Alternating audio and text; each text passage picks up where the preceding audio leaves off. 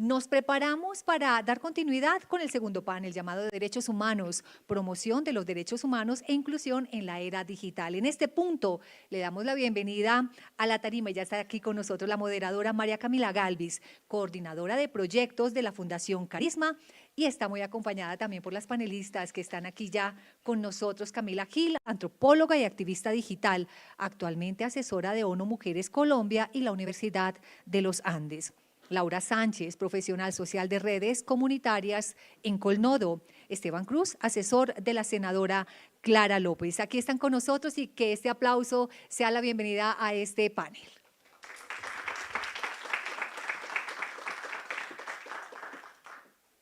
Bueno, buenos días a todas, a todos, a todes. Buenos días a mis panelistas.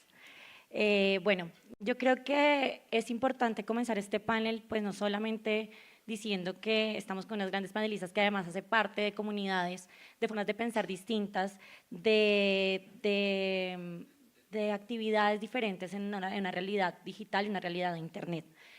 El objetivo de este panel o la descripción de este panel era poner sobre la discusión elementos o oportunidades de análisis en busca de reducción de brecha digital y evidenciar las mejoras de la protección de derechos humanos en la era digital. Sabemos que en Colombia tenemos unos retos constantes frente a la defensa de derechos humanos y más aún en la era digital, con donde el Internet ha sido una nueva forma que ha generado nuevas dinámicas y que nos obliga a revisar y a mirar las formas como podemos hacer y defender la protección de derechos humanos desde diferentes puntos de vista.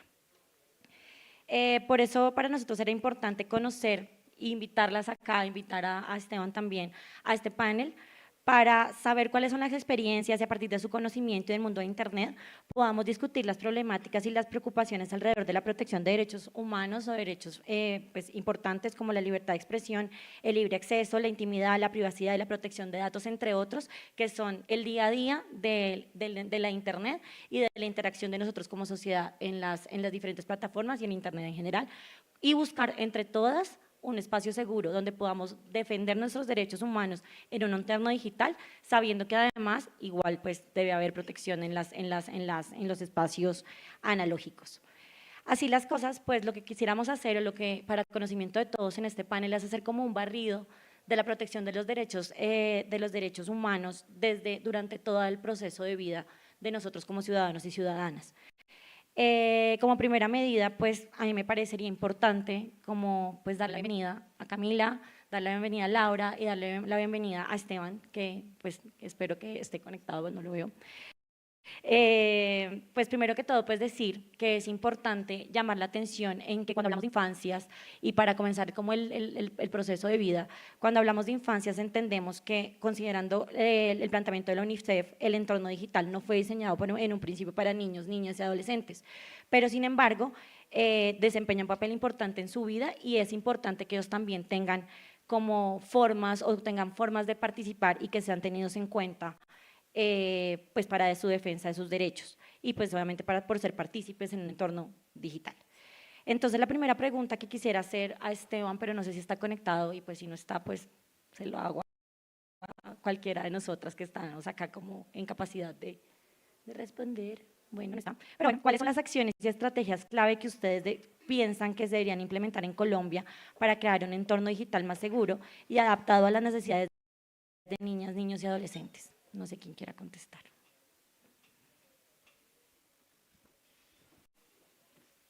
Gracias, María Camila. Bueno, yo creo que entendiendo que las infancias y también las personas jóvenes son poblaciones que pueden estar vulneradas en estos ambientes, entendiendo como el gran flujo de información que tiene Internet y que en muchos sentidos no hay una restricción clara frente a ciertos contenidos que pueden ser perjudiciales para esta población. Yo creo que, pues digamos, la primera estrategia sería abrirse esa discusión un poco desde un marco pues, ético de qué queremos lograr también con el Internet y cómo queremos que el Internet se convierta en una herramienta pues que sirva para que esta población realmente pueda impulsar proyectos personales, acceder a educación, acceder a oportunidades laborales o actividades que de cierta manera pues nutran su conocimiento y que digamos, alejen a estas poblaciones de contenido que pueda ser perjudicial. Un ejemplo muy claro es, digamos, los videojuegos en línea, donde se está observando que hay una alta sexualización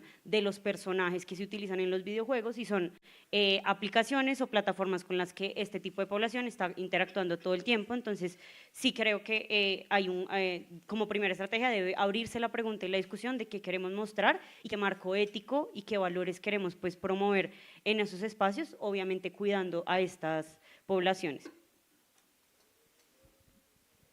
Cami, en ese sentido, ¿cuáles crees tú que pueden ser las medidas que se podrían tomar para ofrecer en el marco de acceso a menores, niños, niñas, adolescentes a Internet y redes sociales para que hagan un consumo controlado y crítico de las herramientas y contenidos disponibles en la red sin que haya como una restricción, o sea, sin que hablemos de un tema como de prohibición, no sé, pues la realidad es que hemos visto, por ejemplo, en Australia, el día de hoy, como de hacer un control como exagerado, de no permitir el acceso de menores de edad a redes sociales antes de los 18 años, y como este puede ser como un tema de limitación de acceso a nuestros menores.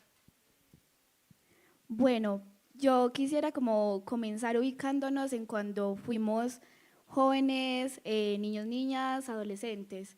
Yo me volaba del colegio para ir a Facebook.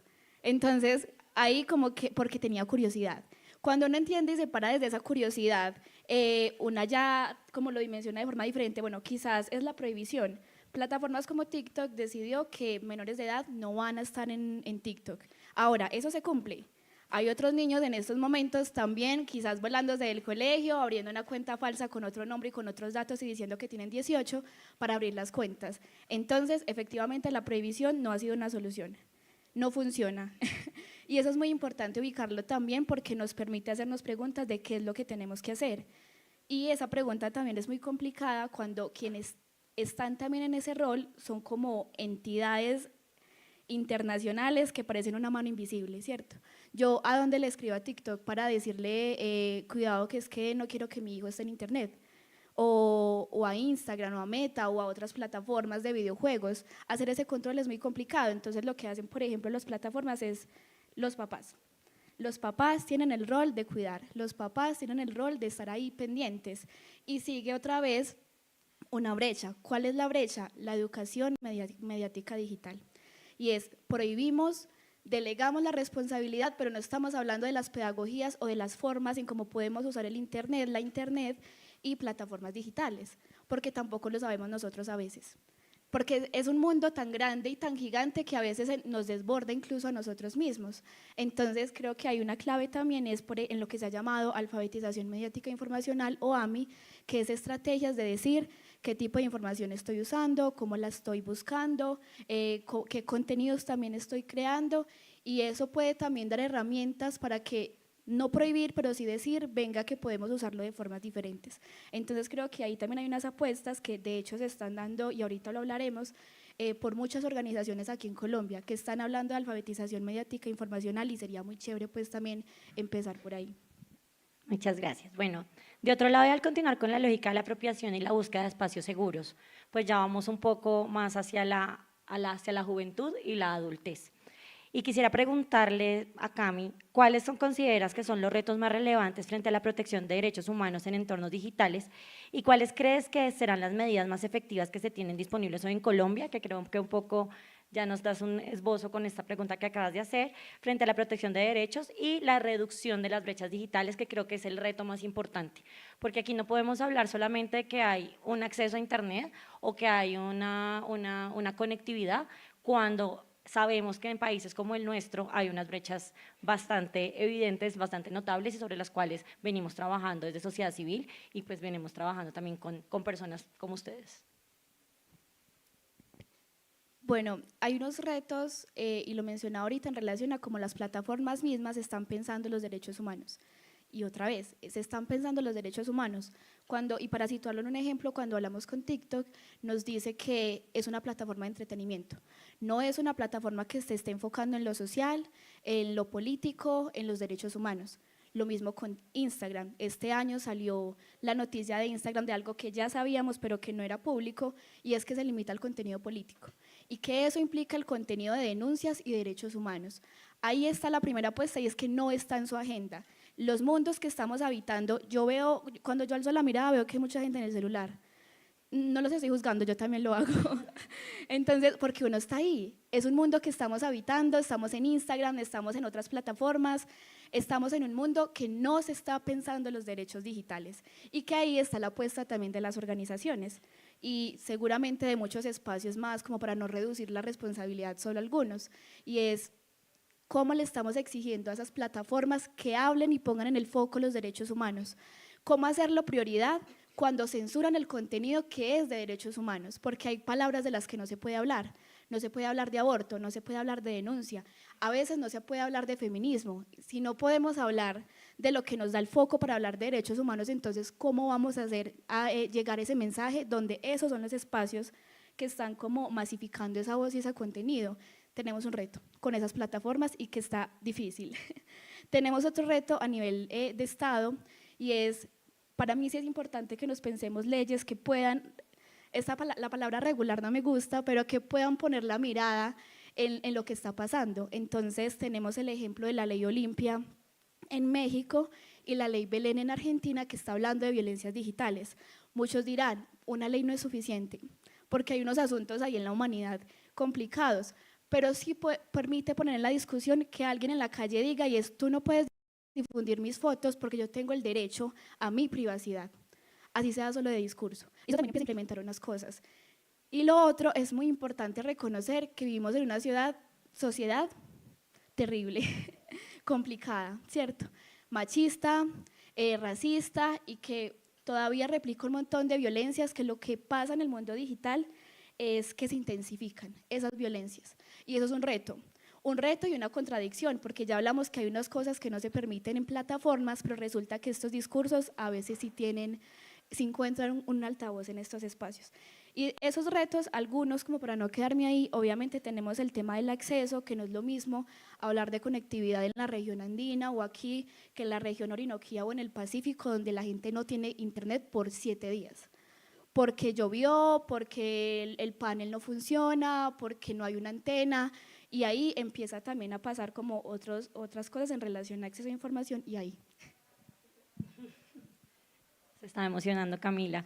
Bueno, y yo creo que esta pregunta, muy alineada a lo que tú estabas diciendo, puede contestarme Laura con su conocimiento y como con su participación en Colnodo. Entonces, ¿cuáles son las problemáticas para el acceso a las tecnologías de la información y las comunicaciones en Colombia y por ende la dificultad de defender estos derechos en estos entornos? Entonces, no sé si tú, pues a partir de tu experiencia, puedes decirnos cuál es la problemática que puede dolerle más a la sociedad colombiana hoy frente al acceso a Internet. Vale, yo creo que pues centrándonos un poco en el acompañamiento que ha hecho Colnodo a redes comunitarias y a iniciativas de conectividad en la ruralidad del país, digamos que uno de las principales falencias de lo que les duele, digamos, a las comunidades campesinas de nuestro país y seguramente a nivel regional encontraremos como un eco en esta situación, y es que la falta de acceso a la conectividad y bueno, de entrada la falta de acceso a derechos y mínimos vitales que están contemplados incluso en la Constitución colombiana, como es el acceso a la electricidad, que impiden que tú, dentro de otras cosas, pues tengas acceso a internet necesariamente. Entonces, esta falencia de estos del acceso a estos recursos que son, digamos, fundamentales y vitales para el desarrollo de las comunidades y que repercuten en una ausencia del internet, pues abren como una antesala de un montón de derechos que se están vulnerando o que se están viendo limitados por no tener conectividad, entendiendo que hoy en día pues la tecnología que nosotros como sociedad y nosotras estamos migrando todos nuestros procesos y actividades humanas en su mayoría pues a un entorno digital, ¿no? Y el hecho de que pues las comunidades rurales estén rezagadas de este acceso a la conectividad, pues también los está poniendo en una posición donde se está aumentando la brecha y a una velocidad, pues la verdad que es bastante preocupante, porque si estamos migrando la educación al ambiente digital para que sea más accesible, pues las comunidades no tienen internet, por ende no tienen pues acceso a la educación. Si estamos migrando todos nuestros procedimientos de gobierno en línea a la virtualidad y a la digitalidad para que sea como mucho más sencillo que el ciudadano y la ciudadana accedan a estos servicios, pues las comunidades no tienen internet y no saben pues acceder a estos servicios, que también ese es otro elemento muy importante y es listo, puedo yo tener conectividad, puedo saber cuál es la página del gobierno, puedo saber cuál es la página del SENA para que yo me inscriba a una convocatoria. Ahora, si yo no tengo conocimiento para navegar en línea, si yo no entiendo, digamos, cómo se manda un correo electrónico, que es el recurso es uno de los recursos más fundamentales para enviar cualquier tipo de archivo, para mandar un formulario, una hoja de vida, pues ya me estoy quedando rezagado el doble y el triple de otras personas y de poblaciones urbanas donde el desarrollo en cuanto al acceso a la conectividad pues sí permite acceder a muchos más beneficios que tienen el ambiente digital. Entonces, sí es importante reconocer que la falta de acceso a la conectividad y conectividad que sea de calidad pues nos está repercutiendo en la falta de accesos que hoy en día están migrando pues necesariamente a plataformas digitales para que sean más fácil su acceso y uso, pero digamos que estamos dejando a las comunidades campesinas rezagadas de este acceso y de esta usabilidad y de darle realmente un uso significativo al internet y no solamente pues volverlo como una cuestión de entretenimiento, sino que también me permita a mí el desarrollo de las comunidades en la ruralidad. Creo que podemos ahí completar la pregunta, decir, finalmente todas estas brechas se solucionan solo con conectividad o cuáles serían como las herramientas con las que podríamos solucionar no solamente la brecha de la ruralidad, sino incluso las brechas de género, las brechas de edad, las brechas, porque finalmente lo que tú dices es muy cierto, finalmente pues puedo tener la antena, pero si no tengo la antena, pero no tengo el conocimiento, pues finalmente las brechas se mantienen. Entonces, ¿cuáles piensan ustedes que pueden ser como esas soluciones o esas formas o estrategias que podríamos comenzar a pensar para superar estas brechas que nos generan pues dificultades para el acceso a derechos? Vale, yo quisiera hacer énfasis nuevamente en lo que tú dices, listo, digamos que está la solución tecnológica ya implementada en las comunidades, tenemos una antena, podemos hacer un radioenlace, hay conectividad, entonces digamos que eso ya lo tenemos check en la lista de lo que necesitamos. Ahora la pregunta es, ¿estamos abriendo espacios de capacitación en alfabetización digital? Esa sería como una pregunta importante para hacerse. Y lo segundo es, dentro de esos espacios de alfabetización digital, ¿realmente nos estamos pensando el internet como una herramienta con usos significativos para las comunidades? Es decir, cómo yo puedo acceder a internet para buscar un tema de control de plagas en mis cultivos si yo trabajo en el agro, o cómo puedo, digamos, que han salido un poco de las comunidades que nosotros acompañamos, de esos usos creativos que le han hecho al internet, y es como yo, por ejemplo, puedo consultar que se me enfermó una vaca le dio alguna enfermedad, tiene un parásito, no recuerdo muy bien cuál fue la receta que yo utilicé para sanar a mi vaca, pues bueno, ya en internet tiene una gran cantidad de información que me permite acceder a eso sin necesidad de que yo tenga que ir pues a una veterinaria necesariamente, sin pues determinar como esos niveles de conocimiento, ¿no? Pero entonces sí creo que preguntarnos sobre los usos significativos que le podemos dar a internet abre otras discusiones y otro abanico pues también de preguntas y que son importantes hacernos, y es cómo vamos a hacer que el internet no se convierta en una herramienta más que terminen, que pues perdamos el tiempo, y sobre todo en las nuevas generaciones, en la ruralidad, que se está viendo digamos una falta de interés por permanecer en el territorio, incluso por acceder a la educación por las mismas limitantes que pues ya hemos visto y que geográficamente hacen que en la ruralidad no sea fácil acceder a la educación. Entonces, ¿cómo le vamos a dar esos usos significativos? ¿Cómo vamos a hacer que los jóvenes, los niños, las niñas realmente entiendan que internet no es solamente entretenimiento, que tampoco hay que satanizar esta actividad, sino cómo hacemos que realmente esos sueños que tenemos en nuestros territorios se cumplan a través del internet, el internet se convierta en una herramienta y que no genere pues que haya, digamos, un aumento en la migración de las ciudades, que nos pensemos el desarrollo solamente desde las ciudades, sino que realmente también estemos invirtiendo en desarrollar el campo y en utilizar la tecnología y el internet en pro de ello, ¿no? Listo, súper. Yo creo que también ahí es súper interesante comenzar a hablar del derecho. Obviamente el derecho a acceso a internet, también está el derecho de no acceder. O sea, yo no estoy obligada a tener acceso o a querer acceder o a siempre estar conectado. Entonces también vemos un exceso también de tecnosolucionismo, entonces creemos que todos los trámites se tienen que hacer por internet, que todo si no es por internet entonces no se puede hacer, por ejemplo, eso se vio y generando cargas extremas a las comunidades y a las personas que pues no me interesa acceder o simplemente no tengo las habilidades, no tengo las capacidades, no tengo el conocimiento y de ahí pues le estoy quitando también herramientas para poder acceder a trámites, por ejemplo, para temas de gobierno, entonces o de salud o de cómo acceder a el exceso si no es digital no sirve y entonces todo tiene que digitalizarse y todas las herramientas del Estado tienen que estar digitalizadas o si no, no aparece. Y entonces vemos que también esto afectó mucho en temas de pandemia a la población de los adultos mayores, donde pues son catalogados como personas que tienen más de 60 años y en Colombia cuenta alrededor de 7 millones de personas en este rango de edad que no necesariamente tienen este conocimiento para el acceso a Internet, entonces cómo también se protege pues esto y cómo este exceso de tecnosolucionismo pues puede llegar a ser como otra situación que no estamos teniendo en cuenta. Otra cosa, la tendencia, por ejemplo, de los jóvenes o de la generación Z, de los dumb phones. Entonces, ¿cómo volvemos a estas personas jóvenes que quieren otra vez alejarse de las tecnologías o manejar equipos tontos, como su traducción en español, para no acceder a Internet? Entonces, pues finalmente creo que la dinámica del Internet cada vez va cambiando más y pues todos nosotros tenemos que ir como ajustándonos a lo que pasa o cómo hacerlo. Aquí entonces nos surge otra pregunta y es, ¿cómo proteger a esas personas de la tercera edad que no tienen acceso o que no tienen las capacidades o no tienen el conocimiento para capacitar digitalmente al adulto mayor para que éste acceda a sus derechos fundamentales y previniendo la posible exposición de sus datos o de sus derechos a terceros malintencionadas que pueden generar pues, afecciones a los derechos de las personas de la tercera edad? En estos momentos, con la Universidad de los Andes, estamos en un proyecto de investigación que se llama, el nombre es largo, El futuro de los derechos humanos en la era digital. Y en unos grupos focales que hacíamos, preguntábamos al principio por las brechas, y la brecha más grande que respondían era como adultos mayores y la panela. O sea, los celulares así viejitos, que no dan ni para WhatsApp, pero son muy finos, pero la panela, y es que todavía muchos adultos mayores ni siquiera tienen WhatsApp o no tienen correo, sino que tienen la panela. Entonces empezamos uno con las herramientas, ¿cierto? El acceso a herramientas, el acceso a un celular, pero si lo tiene, entonces cómo lo maneja.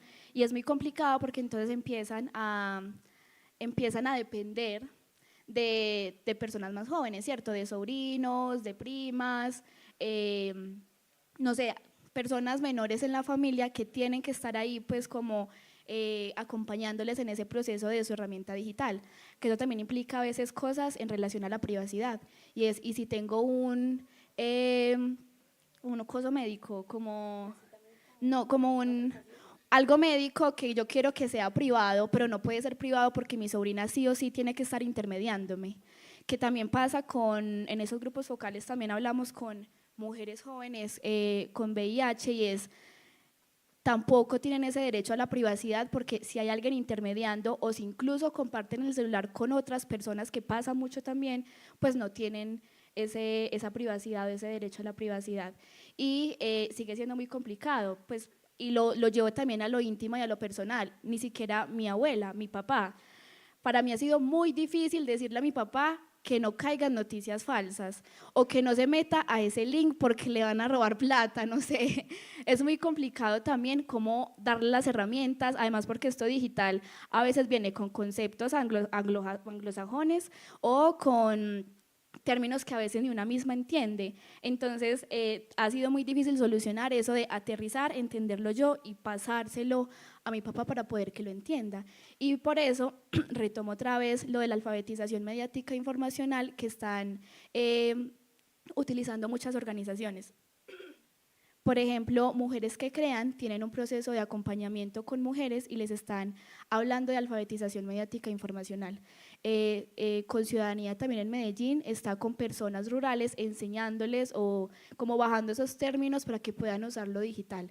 Entonces creo que ahí hay una clave también en el acompañamiento, en lo comunitario también, de cómo hacemos comunidad para hacer que estos conceptos sean más claros e identificar cuando incluso hay cosas que yo puedo caer a veces también en noticias falsas. Entonces, claro, primero lo asumo yo, lo entiendo y luego lo comparto. Entonces también implica, y que desgaste también porque implica que una esté ahí muy juiciosa, informándose, adquiriendo herramientas y conceptos que le permitan llevarlo a otros espacios, sobre todo a adultos mayores. Entonces es muy complicado. Uniendo un poco esta brecha etaria con la brecha geográfica rural y urbana, pues es necesario señalar que finalmente en el entorno rural es mucho más complicado. Entonces, cuando mezclamos como interseccionalidades como el adulto mayor y además en un sector rural, pero además las mujeres en sectores rurales o la comunidad LGBTI en sectores rurales, pues ya la complejidad se vuelve más evidente y un poco más como un reto mayor como para todos nosotros e incluso para el Estado, de cómo llegar y cómo garantizar la reducción de estas brechas que aparte pues son el pan de cada día y que son cada vez más evidentes. En ese sentido, ¿cuáles crees, Laura, que son los derechos humanos que pueden ser vulnerados por ausencia de conectividad o falta de conocimiento del uso de herramientas de Internet en los sectores rurales y obviamente con las interseccionalidades que sabemos que tenemos en nuestro país? Bueno, yo empezaría diciendo, y creo que pues digamos que puede sonar bastante obvio, pero el principal derecho que se está vulnerando pues es el derecho a la igualdad, ¿no? Si entendemos nuevamente, como decía hace un rato, que todas las actividades, procedimientos y trámites pues humanos están migrando a las plataformas digitales y no estamos garantizando que haya un acceso equitativo e igualitario pues a la conectividad y a Internet, pues ya estamos de entrada pues vulnerando el primer derecho, que es como la igualdad que tenemos todos y todas las personas para estar en igualdad de condiciones, ¿no? Valga la redundancia. A eso se le suma meter, digamos, una perspectiva de género o analizar el acceso desigual que tienen hombres y mujeres a la conectividad y al uso de la tecnología, y digamos que se incrementa mucho más el problema en el sentido de que la brecha se hace mucho más grande porque no es comparable el acceso que tienen los hombres a dispositivos en los cuales pueden navegar a Internet, al Internet mismo, a trabajos que también manipulan estas herramientas en comparación con las mujeres, ¿no? Entonces, de entrada, pues vemos que hay una situación desigual en cuanto al acceso y usabilidad que se le da al Internet como herramienta por parte de hombres y mujeres de todas las edades. Eso es, digamos, que una realidad medible no solamente en Colombia, sino a nivel regional e internacional. Por otro lado, pues el acceso a la educación, ¿no? La educación como derecho. La pandemia, como tú lo decías hace un tiempo, fue el claro ejemplo de cómo en lo rural y en lo urbano estamos en situaciones diferentes y cómo la ruralidad pues se vio súper rezagada en términos de la pandemia, de tener que interrumpir ciclos escolares porque no podían migrar a plataformas virtuales para seguir dando clases en las escuelas por plataformas digitales, sino que el nivel de deserción en esta época que duró casi 2-3 años la pandemia en total, pues fue altísimo en la ruralidad. Entonces ahí es donde decimos, bueno, si no hay conectividad, pues en situaciones donde digamos, la virtualidad se vuelve una herramienta que nos permite avanzar en derechos como la educación, pues ya nos estamos viendo rezagados y vulnerados en cuanto a ese derecho. Y que además pues la educación sea continua y de calidad, porque en muchas situaciones de la ruralidad de nuestro país, la educación va hasta primaria o por, digamos, como por muy avanzado que sean escuelas rurales, va hasta 9º grado. Eso quiere decir que si yo quiero completar mi ciclo escolar, tengo que desplazarme al municipio más cercano, que igual en cuanto a costos y tiempo me repercute pues bastante, o abandono mis estudios o no me proyecto después de graduarme de la escuela, pues acceder a la educación superior, porque nuevamente las universidades están en centros poblados principales, en ciudades principales del país y todo lo que eso implica pues para una familia campesina, por poner un ejemplo, que uno de sus hijos, hijas, estudie en la universidad o tenga educación superior, ¿no? Entonces la educación yo creo que es uno de los principales derechos que se ven afectados por la falta de conectividad. También quisiera decir que entendiendo que Internet tiene un gran flujo de información y conocimiento y un intercambio pues de esta información, derechos como el acceso a la salud reproductiva en cuanto a las mujeres, sexual y reproductiva a las mujeres, también se ve afectado porque en Internet yo puedo encontrar información relevante si no tengo un centro de atención en salud cercano o tengo, digamos, situaciones en cuanto a privacidad de lo que me está pasando que no puedo contar fácilmente como lo hablábamos hace un rato. Entonces también nuevamente vemos que se puede estar vulnerando este derecho. el derecho al acceso a la justicia, ¿no? En muchos lugares en la ruralidad pues no hay canales o acceso a la justicia de manera fácil. Normalmente funcionan solamente las comisarías de familia para atender, por ejemplo, casos de violencia basadas en género y contra las mujeres, y muchos de los procedimientos en los cuales yo puedo plantear una tutela o un proceso, digamos, una petición ante la justicia, pues necesitan de internet para que se puedan dar estos procesos. Entonces, nuevamente, si yo no tengo internet y tengo que hacer trámites o necesito siquiera de un correo electrónico que puede que no lo sepa usar tampoco, pues nuevamente no tengo acceso a la justicia. Entonces ahí vamos viendo un listado de derechos que se ven afectados y que tienen relación pues directa con el acceso a la conectividad hoy en día. Y pues quisiera finalizar nuevamente nombrando el tema del gobierno en línea y la empleabilidad. En las comunidades que nosotros acompañamos en la ruralidad, nos hemos dado cuenta que en términos de alfabetización digital, una de las principales necesidades es en verdad saber utilizar un correo electrónico, o pues siquiera saber usar el computador, porque hay personas que incluso en las comunidades que acompañamos todavía son analfabetas de lectoescritura, entonces traspasa eso a un entorno digital y se vuelve mucho más compleja la cosa. Pero una de las principales necesidades que tienen las comunidades es enséñame a usar el correo electrónico, porque es que yo con un correo electrónico envío una hoja de vida, envío un archivo, le envío al gobierno, no sé, la carta, el derecho de petición que le estoy queriendo mandar, me comunico, ¿sí? Envío archivos fácilmente. Entonces, cosas tan simples como necesito saber usar un correo electrónico, pues el acceso a todos los derechos que me puede desplegar, ¿no? Educación, universidad en línea, cursos del SENA, cursos en línea, universidad a distancia, empleabilidad, promoción de mis emprendimientos, bueno, todo lo que se despliega.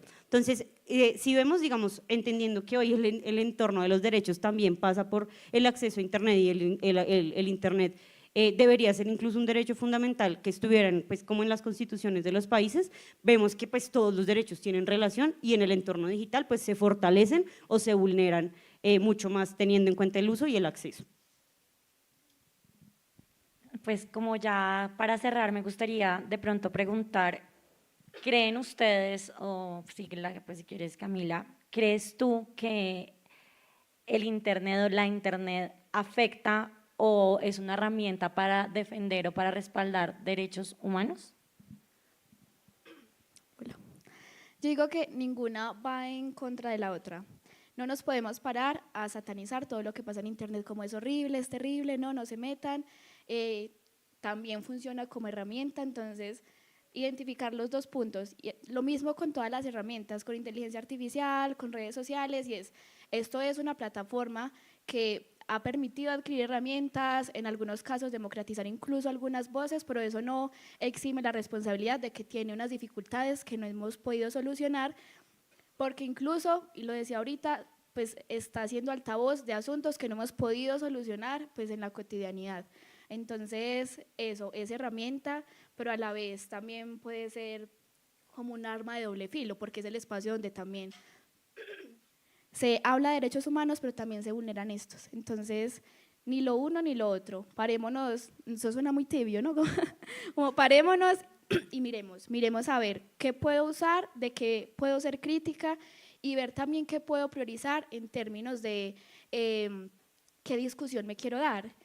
Porque también hay lo que prioriza una persona que no tiene acceso a Internet en relación a lo que se está pensando con el mundo digital no es lo mismo que una persona que accede todos los días.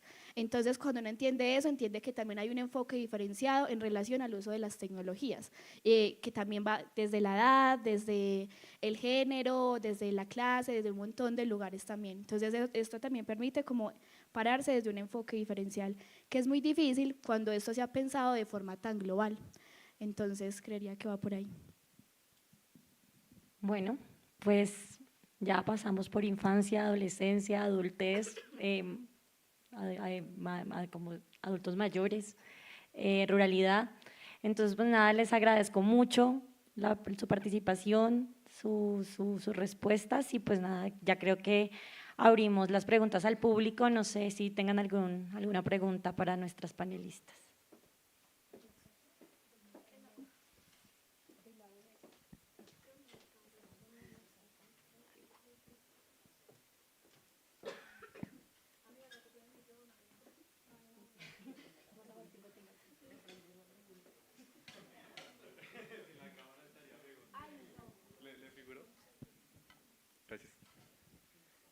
Buenos días. Más que una pregunta, es un breve comentario respecto al uso de las redes sociales y a los derechos humanos, por así decirlo. Y es un escándalo que ocurrió entre Cambridge Analytica, Facebook y las elecciones del 2018 en los Estados Unidos. Se determinó que Cambridge Analytica, a través de una aplicación que se lanzaba en Facebook, recopilaba datos de los usuarios y esos datos se les vendieron a los partidos políticos, en ese entonces Trump, para tener injerencia y manipulación en los votos. Entonces, a lo que voy con eso es que los derechos humanos hoy en día están vendidos al capital. Cómo las empresas privadas y con su poder económico y su injerencia política pueden tener una relación con el gobierno y con instituciones públicas para un beneficio mutuo, excluyendo las necesidades y el bienestar de otros individuos que no estén alineados a sus bienestares. Entonces, si, por ejemplo, el gobierno de ese entonces en Estados Unidos aspiraba a sus intereses económicos y políticos y Facebook, por algún motivo, con Cambridge Analytica buscaba unos intereses, hicieron una alianza. Esa alianza terminó en manipulación de los votos, haciendo que se pusiera un gobierno que pues objetiva y parcialmente no tuvo que tener una elección justa, sino que, o sea, ya tenía una granja de datos por detrás, y eso se está viendo con Facebook e Instagram. Y eso lo auno a un ex agente de la CIA y de la NSA, el Departamento de Inteligencia de Estados Unidos, que reveló y filtró información de que Estados Unidos vigila a la sociedad a través de muchas plataformas. Se determinó que Microsoft, Google, empresas de tecnología, en general tecnologías de la informática y de la comunicación, responden a intereses propios y les vale nada a la sociedad y interponen primero sus intereses económicos por cualquier cosa y pues el gobierno aprovecha eso. Esa es la primera acotación. Y la segunda, respecto a cómo reducir la brecha del desconocimiento digital, por así decirlo, o del analfabetismo digital, es fácil, es comenzar a ser creadores de nuestras propias herramientas, porque desde la revolución industrial que comenzó a suceder en Europa, toda la tecnología que venía de allá comenzó a llegar al continente americano y particularmente a la sociedad latinoamericana en forma de desechos y de basura. Ahorita en España ya se está implementando tecnologías de 5G, Wi-Fi 6 y acá todavía seguimos utilizando 2 y 3G, lo que implica un gran retraso. ¿Pero por qué? Porque todas esas tecnologías de allá se venden como desechos o como chatarra acá y nos las prometen como tecnologías de última generación. Y sí, son tecnologías de última generación, pero del milenio pasado. Entonces, ¿cómo podemos enfrentar eso? Simple, con los empresarios de acá, con los ingenieros de telecomunicaciones, de sistemas, de software, que tengan la libertad de mercado en esta sociedad capitalista de ejercer sus conocimientos y su profesionalismo para brindar herramientas totalmente independientes de ese modelo económico y de negocio que ya está circulando, para que brindemos soluciones reales a este contexto socioeconómico, político y cultural que es Colombia. Entonces es eso, gracias. Yo quisiera complementar ahí, y menciono TikTok porque en estos momentos yo hago parte de un proyecto de TikTok y este ejemplo me parece muy chévere también para ver que sí, efectivamente eso pasa, pero no es una mano invisible e inalcanzable. Y es que resulta que TikTok tuvo que cambiar sus políticas a nivel global en relación al uso de los políticos en esta plataforma con el viejito de TikTok. ¿Se acuerdan del viejito de TikTok?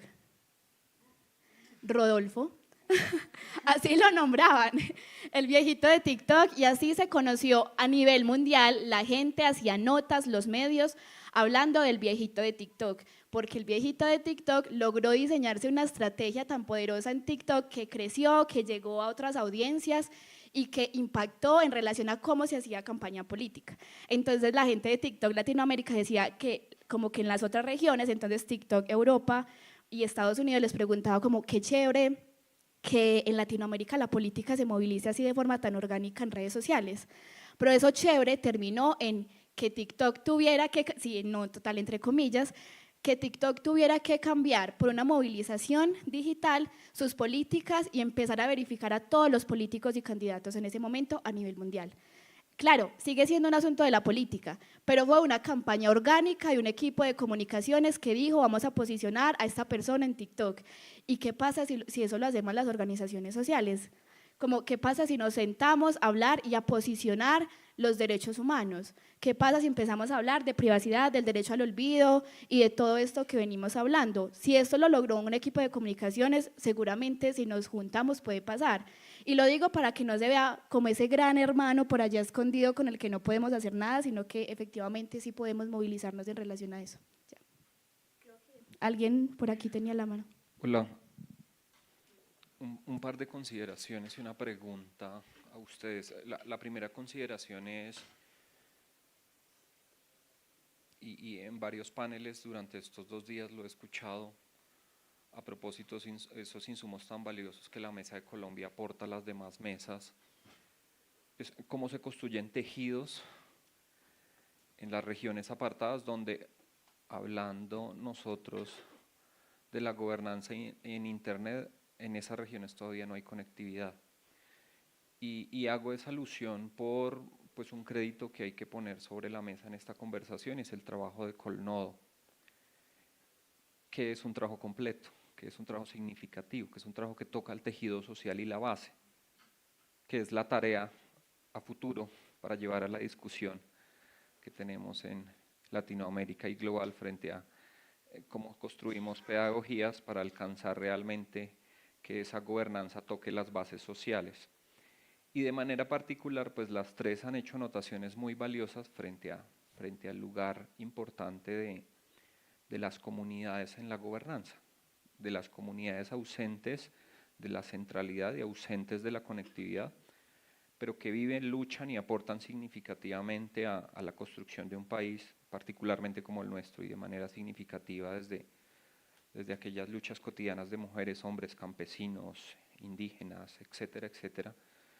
Comunidades que reitero, Colnodo ha venido acompañando en la constitución de redes, y lo hace no desde un apoyo técnico, que siendo fundamental en ese propósito que tiene el gobierno nacional, pues Colnodo ha ido mucho más allá, tocando fibras realmente fundamentales para la permanencia en el tiempo de ello.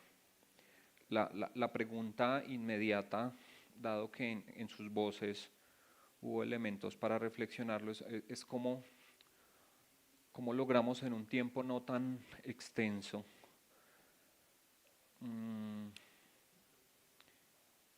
reducir la brecha, claramente, que ustedes lo mencionaron, pero reivindicar cada vez más esas agendas locales que configuran identidades de región significativas. Parte de la respuesta la tenemos nosotros, quienes estamos acá, quienes venimos de la academia también, y vemos a los chicos de la Universidad de Tunja por ahí, a los ingenieros muy pilosos conectados con todo este proceso, y a los chicos que están de las universidades conectados y demás. Parte de la respuesta la tenemos nosotros, pero ustedes que han trabajado con las organizaciones sociales, me gustaría desde sus voces también saber cuál es la tarea no a 60 años, porque en ese momento seremos los de la tercera edad que tendremos dificultades con la tecnología en 60 años, sino qué haremos ahorita, como para agilizar mucho más ese trabajo, sabiendo que tenemos un Colnodo maravilloso que está haciendo presencia genial en las regiones. Sabemos que hay una disponibilidad del gobierno de hacer presencia con conectividad, faltan muchas cosas más, gobierno, y qué podríamos hacer los demás actores a propósito de ello. Gracias. Bueno, yo creo que pensando en el modelo múltiples partes interesadas, que pues digamos tiene toda la pertinencia en el espacio en el que estamos, y refiriéndome puntualmente pues a la labor de la academia, en los procesos que nosotros acompañamos desde Colnodo de conectividad rural, uno digamos de los grandes retos que tenemos es la sostenibilidad, ¿no? Como lo es en cualquier proyecto, ¿no? Pero digamos que parte de ese problema en la sostenibilidad, o de esos retos que nos surgen en la sostenibilidad, es lograr actores que sean aliados y que para que las comunidades no dependan directamente del gobierno en esta iniciativa de comunidades de conectividad, o digamos de Colnodo u organizaciones que tienen trabajos similares y que acompañan este tipo de procesos. Y parte de la respuesta pues está justamente en cómo las universidades pueden apoyar estos procesos desde la academia, incluso indirectamente, sin tener que hablar solamente del acceso a Internet, sino cómo desde otras iniciativas y convocatorias yo puedo impulsar proyectos de apropiación que parten también o que pueden pasar por, bueno, hagámonos la pregunta, por la accesibilidad, y de pronto ahí conseguimos recursos para algo a hacer en cuanto a conectividad. Pero sí siento que, digamos, las universidades en cuanto a academia y, bueno, las instituciones académicas en general tienen una gran responsabilidad en fortalecer estos procesos porque por medio de las convocatorias, del acompañamiento que pueden hacer regionalmente, sí se puede fortalecer en cuanto a sostenibilidad de estos procesos. Sabemos que, digamos, posiblemente no esté la capacidad económica de acompañar en cuanto a infraestructura, procesos de conectividad en la ruralidad, listo, pero podemos acompañar desde las universidades procesos de apropiación y también podemos generar alianzas con otros actores involucrados en este ecosistema como los ISPs, como los proveedores de internet, para fortalecer esas redes comunitarias. En redes comunitarias que nosotros hemos acompañado desde Colno han surgido casos en donde las universidades extienden radioenlaces de internet que vienen desde sus propias universidades de manera gratuita a comunidades pues, que geográficamente digamos, pueden conectar con estos radioenlaces, pero se ha generado una alianza a través de eso, de cómo yo desde universidad, que digamos tengo un gran acceso a internet o a una capacidad muy amplia,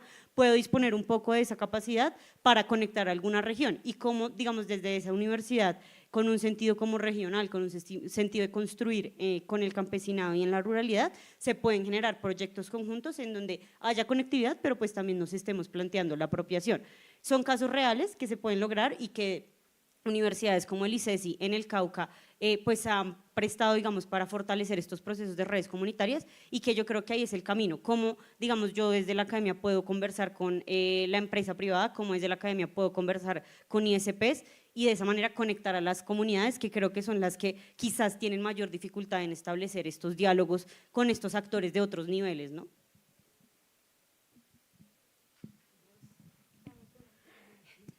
Sí, para complementar un tema y para aclarar. Para complementar se está hablando sobre esos derechos digitales y encontramos de que ahí se mencionó el caso del proyecto PRINT, ¿cierto? Donde Edward Snowden, ¿cierto? Sale de la NSA y denuncia eso ante el mundo y es uno de los pues enemigos principales de los Estados Unidos. Él tuvo que asilarse, recordemos, en Rusia. Pero también recordamos el tema de Wikileaks, ¿cierto? Donde Julian Assange, pues, en una forma injusta, ¿cierto? Pues estuvo detenido y se le quería condenar, cadena perpetua. Y también, pues, quiero aprovechar para recordar una situación, ya que hoy, noviembre 21, estamos celebrando un año más de ese paro cívico del estallido social, ¿sí recuerda? Y en ese estallido social, muchos de los jóvenes que mataron, más de 100 jóvenes, por ejemplo en la COD 16, estamos hablando de recientemente en la paralela, COD, allí se denunció nuevamente desde la Universidad del Valle que los jóvenes fueron detenidos, ¿cierto? Y lo más seguro era que era a través de chuzadas, ¿cierto? Y ahí se nombra Pegasus, que hay que entrar a investigar eso. Entonces, estos jóvenes denunciaban eso. No solamente los persiguieron, los desaparecieron y algunos los torturaron y mataron. Y la aclaración es de que en Colombia ya hemos pasado 2G, 3G, estamos ya en 5G y nosotros en los operadores fácilmente encontramos en el móvil que podemos escoger o 4G o 5G. Gracias. Si quieren como, o faltan muchas personas por preguntar, no sé si 2 o 3 seguidas, y ya no se puede repetir, que están alzando, y respondemos.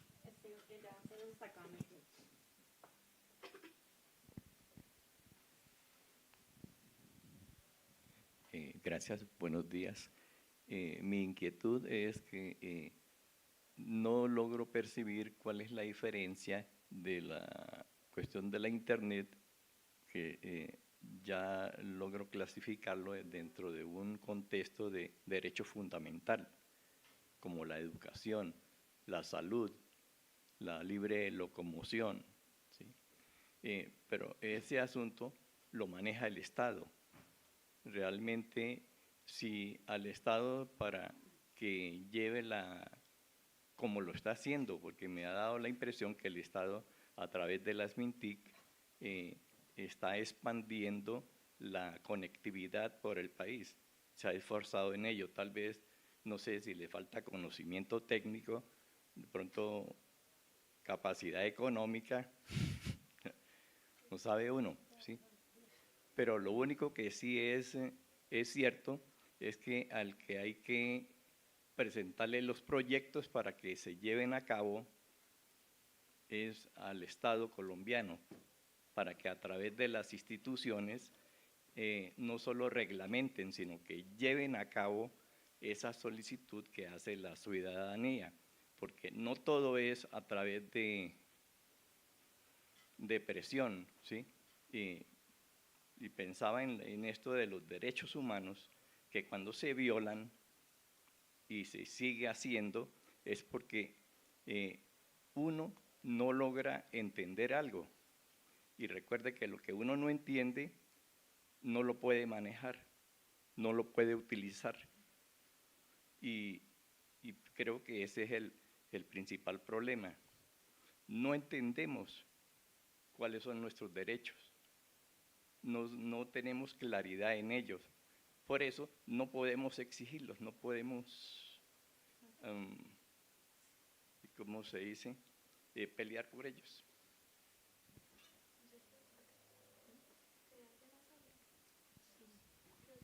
Allá arriba. Pregunta, no, está ahí. Cuota de género. Bueno, primero agradecerles a las panelistas de la moderadora. Mi pregunta es, en un momento de la conversación me hizo mucho ruido esta idea del acceso al Internet de forma deliberada, es decir, ¿qué ocurre? Y les pregunto, ¿qué opinión les merece a ustedes cuando una comunidad o un sector de la población decide deliberadamente, teniendo las posibilidades de acceder al Internet, no querer acceder a este Internet? Se está hablando de que se acceden a derechos humanos a través de la Internet, pero ¿qué ocurre con estas personas que deciden no queremos acceder o no tenemos intenciones de estar en este mundo?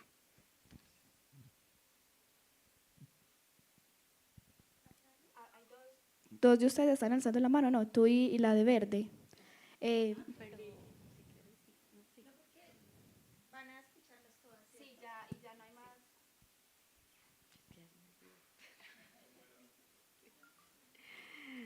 Bueno, no, yo pues nada, agradecerles también por compartirnos como todas estas ideas y quería referirme a la pregunta que hacía Mauricio sobre el tema de la gobernanza.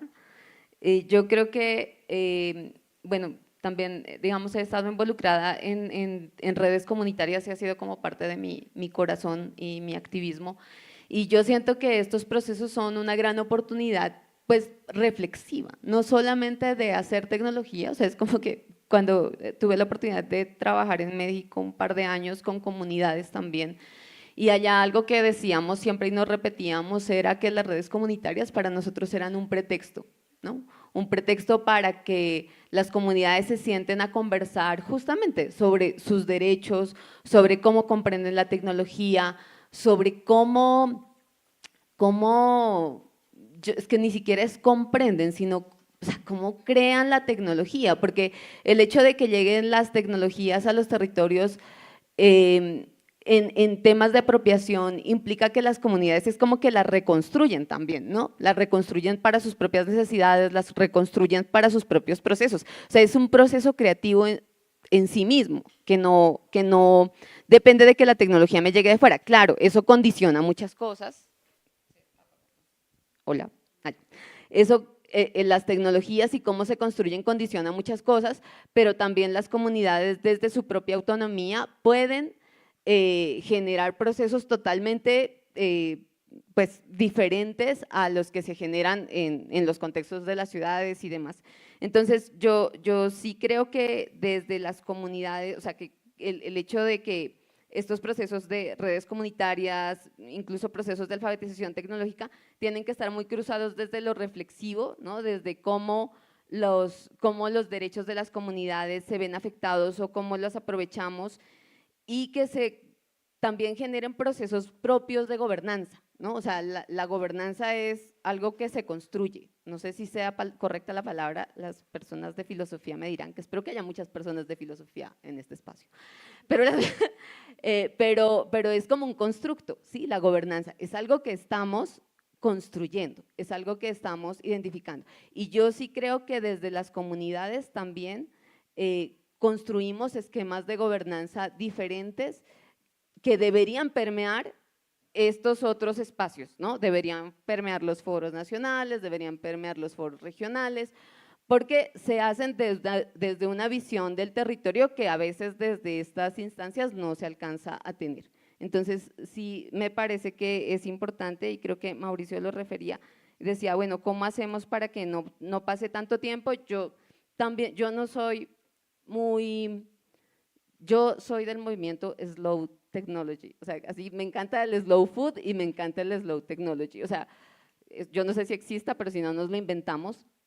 Yo creo que tenemos que ir a nuestro propio ritmo, o sea, no podemos estar a merced del ritmo de la evolución tecnológica que nos quieren imponer desde afuera, o sea, tenemos que tomarnos el tiempo para reflexionar, tenemos que tomarnos el tiempo para crear nuestras propias tecnologías, incluso desde la base, con unos valores y unos modelos totalmente diferentes. O sea, yo soy una convencida de que eso es posible y de que eso se está haciendo, o sea, de que lo que nos comparte Laura, de lo que nos comparte Camila, es parte de eso. Y creo que desde allí podemos, pues justamente trabajar desde esta visión que no es solamente para mí de derechos humanos, sino de derechos ambientales, de derechos de la vida misma, ¿no? Que no solamente es humana, porque creo que ahí también tenemos un problema y es que nos creemos a veces sobre el resto de las especies y sobre el resto del territorio, y yo creo que eso también tenemos que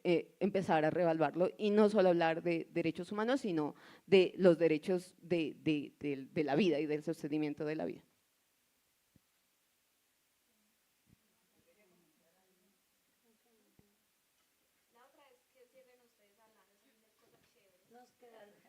Nos quedan 10 minutos, entonces pues yo creo que, no, ya no vamos a repetir, tú ya hablaste. Entonces yo creo que ella y el de atrás de azul, y cerramos para poder dar los mensajes de cierre de nuestros panelistas. Sí, más que una pregunta también es una reflexión a propósito del comentario de Lilian. Yo soy socióloga y bueno, muchas gracias de verdad a los panelistas, excelentes reflexiones, uniéndolo con lo que veníamos hablando desde la mañana de inteligencia artificial. Yo me hacía también esta misma pregunta. O sea, nosotros quizás, nuestros países de América Latina estamos detrás de la última tecnología, que me parece importante conocerla, pero sobre todo lo que me parece importante es reconocer nuestros problemas y resolverlos, y ver cómo entonces esas tecnologías, conociéndolas, la podemos aplicar para resolver nuestros problemas, porque seguimos con los problemas de desigualdad, de hambre, de educación, de falta de acceso, de todas estas brechas que estamos hablando. Es más que perseguir esa tecnología, aunque sí creo en la apropiación y en el exponernos en ese top siempre de conocimiento, pero sobre todo para resolver los problemas que tenemos como sociedades. Eso es mi comentario.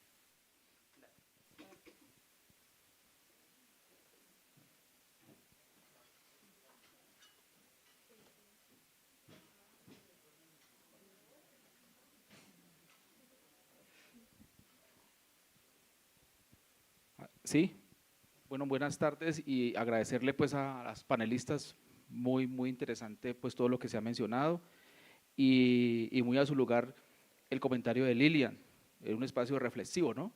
Y pues hay que abrirle espacio para eso, para la reflexión. Realmente pues la intervención mía va a un tema técnico que surgió hace algunas semanas en unos grupos de ISPs. Resulta y acontece que llegó un documento, una notificación del Ministerio de Tecnologías de la Información, donde digamos que nos notifica a todas las empresas de Internet que bloqueemos una serie de páginas, específicamente unas en especial de Instagram, de Facebook, Caracol, etcétera, porque estas páginas estaban violentando el derecho de una persona que creo que se hacía pasar por ¿cómo se dice? Los médicos que cuidan a los niños son los pediatras, ¿sí? Esa notificación no llegó. Cuando ya yo empiezo a leer pues hacia atrás todo el proceso jurídico que esta persona hizo para poder, digamos, su dignidad, rescatar su dignidad porque pues había sido violentada a través de esos portales donde se dijeron cosas que no correspondían a lo que él era, unas páginas, incluso unos mensajes en la W y etcétera. Esa instancia llegó a la sede de Google en Colombia, a Facebook, a Twitter, bueno, etcétera. Y cuando tú lees la respuesta que dan ellos, Google dice de una manera, o sea, para mí, no sé, sorprendente, dice, no, es que yo soy simplemente una plataforma donde ustedes, todos los seres humanos, cualquiera, puede publicar. Yo no puedo hacer absolutamente nada al respecto. Luego Facebook, más abajo, responde exactamente lo mismo. Yo soy una plataforma, yo solamente soy un medio a través del cual, pues, su vecino seguramente lo utilizó para violentar sus derechos. Y así sucesivamente, todos los demás, el de los dominios, yo simplemente presto un servicio para tener mentadasdemadre.com. Ya, eso es, o sea, yo simplemente soy un medio para que otro se comunique y viole derechos. Ese, en conclusión, fue la respuesta. Finalmente el MINTIC, pues como no encontró a quién llevarle esa responsabilidad, finalmente nos notifica a los de infraestructura, que somos nosotros los que tiramos fibra óptica, los que interconectamos a los usuarios, en sus routers principales, no sé, utilicen algún sistema que pueda bloquear esas páginas que están violentando los derechos de esos ciudadanos para que los demás ciudadanos no puedan ver pues todos esos mensajes y esas agresiones que están recibiendo, o sea, una cosa ridícula y absurda. Por eso quería aprovechar pues las palabras de Lilian, reflexivo, porque finalmente lo que yo escribí en el grupo es, bueno, y entonces, ¿quién es el dueño de Internet? Nadie asumió la responsabilidad, nadie. O sea, nosotros ni siquiera como ISPs tenemos la capacidad económica, o sea, hablo de los chiquitos, ¿no?, de tener los servidores o los equipos y carisma y los técnicos, aquí los ingenieros lo saben, para poder hacer una serie de herramientas para cierta página específica, bloquearla para que los vecinos no la puedan ver. Eso es casi que imposible. Entonces yo decía, pues, por Dios, entonces, ¿en qué estamos, cierto? Y la semana pasada, pues la pera del pastel, la cereza del pastel, es que estamos en mi empresa implementando unos servidores para hacer bloqueo de páginas pornográficas, porque estamos protegiendo a nuestros niños que no puedan ser víctimas de trata y etcétera, y sale el disco más 57. Entonces yo digo, o sea, nosotros haciendo, ¿sí?, cierro con esto rápidamente, nosotros tratando, o sea, con la conciencia y participando de estos espacios, haciendo todo lo posible por evitar que nuestros niños se descarrilen, y aparece pues otro medio tratando pues de llevar a lo mismo. Gracias.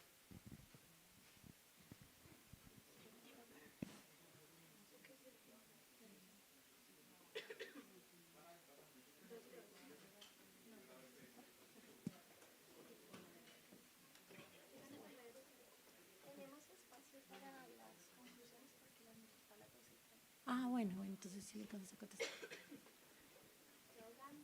Sí, Sí, yo quisiera como resonar a varios de los comentarios que hicieron los compañeros y compañeras en el espacio. Empezaría por el último que nos compartía el compañero sobre cómo la seguridad digital, sobre todo pensándolo en niños, niñas y adolescentes. Y yo creo que Internet pues sigue siendo reflejo de lo que somos como sociedad, ¿no? Y lo que sostiene Internet para que funcione en la virtualidad, pues somos nosotros como sociedad, y lo que lo sostiene no está en Internet, sino está afuera, que somos pues las personas que también nos reunimos en estos espacios, reflexionamos, pero también digamos que internamente en nuestras comunidades y al nivel de lo que podamos, pues tomamos decisiones para regular eso. Entonces, sí creo que sigue habiendo una falencia en entender cuáles son los valores que tenemos como sociedad, pero eso también se construye afuera del Internet para que el Internet sea un espacio seguro donde pues sea reflejo como de eso que queremos mostrar como sociedad. Entonces, bueno, eso sería como lo primero que quisiera reaccionar. Lo segundo es un poco a lo que decía pues Lilian y el compañero frente a qué pasa con comunidades o pues personas, grupos que no quieren estar conectados a Internet. Yo creo que es totalmente válido, lo que creo es que no debemos, o sea, la decisión tiene que ser tomada voluntariamente, más no que los obliguemos a eso porque no les llega el Internet, ¿no? O sea, digamos que no podemos pretender que comunidades que están muy apartadas geográficamente decidan autónomamente que quisieron estar desconectados del Internet porque nunca tuvieron las posibilidades técnicas para que les llegara la conectividad. Entonces yo creo que desde un nivel de conciencia donde entendemos las posibilidades que tiene, las oportunidades y los riesgos que tiene Internet y entendemos las necesidades de nuestro territorio, que creo que no hay que desenmarcarnos de las necesidades y nuestro contexto, pues ya podemos entender si Internet nos sirve para algo o no lo queremos usar en lo absoluto, o lo queremos usar para algunas cosas y para otras no. Pero creo que es desde ahí, desde ese proceso como de base de gobernanza y de hacernos esas preguntas importantes que podemos resolverlo. Quisiera pues ponerles un ejemplo y es pues en las redes que acompaña con lo de la ruralidad, digamos que por lo costoso que es llevar técnicamente el Internet a estos territorios, normalmente la capacidad que hay en los territorios en cuanto al Internet es muy reducida.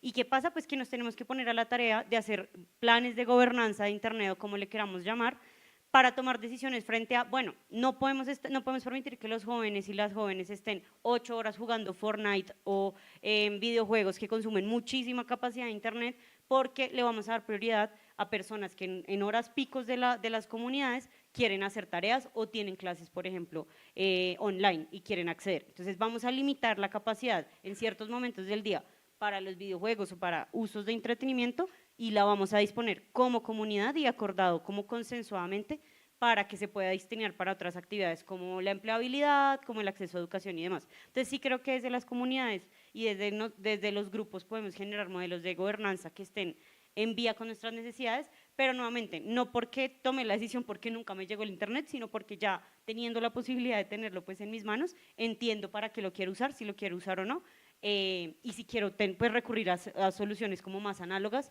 que son obviamente totalmente válidas y que históricamente las comunidades en la ruralidad particularmente han tenido esas formas de resolver sus problemas de maneras creativas, ¿no? Y sin depender pues de las ayudas que otras zonas sí tienen en el país.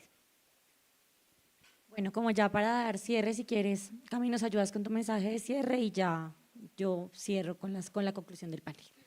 No, pues cuando les escuchaba pensaba en algo y es que si ustedes buscan derechos humanos digitales, les va a salir una serie de derechos que pues apenas estamos comenzando a nombrar. Entonces se habla del derecho al anonimato y es que tú puedas acceder a información sin tener que dar tus datos, sin querer tu cara, sin acceder a una cuenta. Eso apenas se está comenzando como a poner en discusión. El derecho al olvido, que se puedan olvidar o borrar datos que quedan en Internet y eso ya parece imborrable porque no hay forma de rastrearlo. El derecho también a decidir, no quiero hacer parte del mundo digital y aún así me tiene que llegar la información de manera rápida y eficaz. Entonces es una discusión también que se viene dando, que estamos también dando en nuestros espacios y que es muy importante sostener. Está el papel de lo comunitario también y es precisamente lo digital nos pone a pensarnos en comunidades digitales o de otras formas. En estas comunidades también se busca información, se encuentran datos, se crean estrategias y, por ejemplo, un ejemplo es lo que pasó en el estallido social y es que los jóvenes también usaron lo digital y el Internet también como estrategia para hacer saber lo que estaba pasando en las calles. Entonces también reconocer el papel que tienen las comunidades en diseñar estrategias como para hackear, por así decirlo, esas formas en lo digital y que ahí también hay claves en las que podemos mirar qué está pasando y qué preguntas están haciendo, porque también pueden pasar cosas que ahí podamos llevar a otros planos e implementar también. Bueno, yo creo que ya podemos dar cierre. Creo que fue un un panel y un espacio súper interesante. Finalmente creo que estos espacios son necesarios, discutirnos, preguntarnos cuáles son nuestros derechos, preguntarnos qué queremos con la internet, preguntarnos qué uso queremos darle, preguntarnos si conocemos nuestros derechos. Creo que finalmente la internet lo único que hace es ser un espacio donde las dinámicas cambian, donde la defensa de los derechos existe, pero también donde la forma de comunicación y también la gestión de las autoridades del Estado pues tienen una gran importancia para la defensa de los derechos y para la protección de los mismos, sin entrar a violentar la intimidad y otras cosas y otros derechos que son importantes, fundamentales, como lo que ocurrió en el estallido social y como lo que ha ocurrido pues no solamente en Colombia, sino en varios lugares del mundo. Entonces, agradecerles por su participación, agradecerles a ustedes por acompañarme en este panel y nada, que tengan un bonito almuerzo.